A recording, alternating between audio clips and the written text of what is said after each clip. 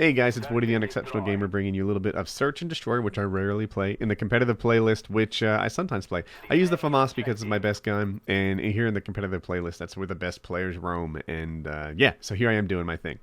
Today's video is going to be about the 99%. I rarely discuss politics on my channel, but whatever, it's Thursday and this video is going to get bumped for Painkiller already, and I thought, you know what? Yeah, I'll talk about politics. Anyway, here's the deal. I see a little bit of logic on both sides. That guy was a gift. For the 1%, right? They're not completely responsible for your problems. You know, pretending you have a problem. By the way, who's stunning me? We're all friends here. Onslaught killed me. You all saw it, right? Onslaught just killed me and then teabagged me. We didn't raise him right. Back on topic. So, nobody forced anybody to lend money. If you're losing your house because you couldn't make those payments, then it's quite possible that maybe you bought too much house, right? You know, they didn't check it. They didn't restrict you from making mistakes like they could have. But you know what? Like, you have some responsibility here. You know, no one forced you to borrow money. Instead, they allowed you to borrow money, and you borrowed too much. That was a problem. And that's like the 1% standpoint on this. You know, you can still make things happen for yourself. A lot of guys made big financial...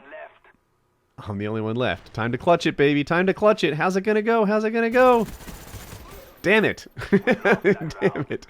So, anyway, if you're the 1%, you kind of have a point.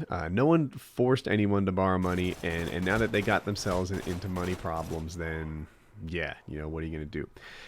On the other hand, on behalf of the 99%, there is some truth to the fact that, there are big problems out there, and the system's not fair. And there's two primary issues that I have a deal with. One is the big bailouts, right? So there's this concept of having, you know, private gains and public losses, right? So if you're a big investment banker and you make money, then you get to keep it all. It bonuses to you, it goes to the stockholders, everything is wonderful, throw a party, confetti flying in the air, everything is awesome, and that's what happens when they have gains. What happens when they have losses? Well, in a situation like that, then, You're all that remains.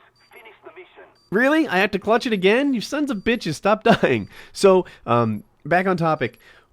If there's losses, then what do? Well, they get the U.S. government to bail them out. And that's not fair. That's not right. Because, you know, you can't have these private gains. You can't celebrate when things go well for you and then, you know, not do that when things go poorly. When things go poorly, all of a sudden, this guy, I think he was trying to be fancy or something, get turned on.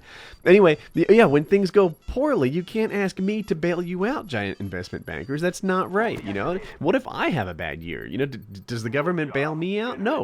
No, they never bail me out. I'm completely on my own.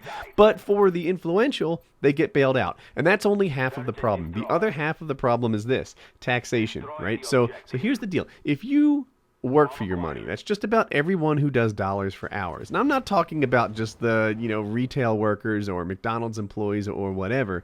I'm talking about even the elite, right? If you're a heart surgeon, if you're a professional athlete, Kobe Bryant works dollars for hours. All these guys pay a higher tax rate. They pay about 31%, something like that. I'd have to look it up. However, if you're, you know, a trust fund baby, if you're, you know, Warren Buffett, really, only one left? I have to clutch this again? Knock it off, guys. If you're someone who has so much cash on hand that your cash earns your money for you, then you earn a lower tax rate. Instead of being 30-something%, it's 15%. Oh, here we are. Who controls the engagement better, right? You know, look at him. He's head glitching. I'm head glitching. Come on, baby. You don't head glitch against WoodysGamertag. That's just what happens. That and 4 bars. Anyway, so yeah, if your money earns your money for you, then you pay half the taxes of someone who earns their money in almost any other profession, right? Whether you're talking about doctors, entertainers, retail workers, computer programmers, senior software architects, for example, then these guys pay so much more money in taxes, double, than the guys who don't necessarily earn it, the guys who had it come easy for them, the guys who just sort of invested it in the S&P 500 and let the thing grow. So yeah, look at that. Dunkus got a 2-piece right off the start, and I think he's going to get the ace here. Anyway, So people have been asking me what my take on the 99% was. Today seemed like a good video to do it.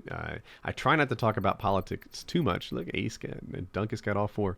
So, yeah, that's my take on it.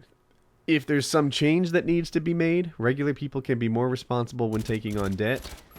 On behalf of the 1%. And on behalf of the 99, let's get the taxation laws fair so that people who earn their money through investments pay just like people who earn their money through work. And let's have, the risk not be publicly distributed when you're too big to fail. And that's my take on this stuff. I hope you enjoyed the video and have a nice day.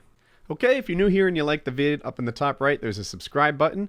On the right middle, there's a surprise video. Who knows what it will be? I'll pick something good. It's kind of a greatest of type thing.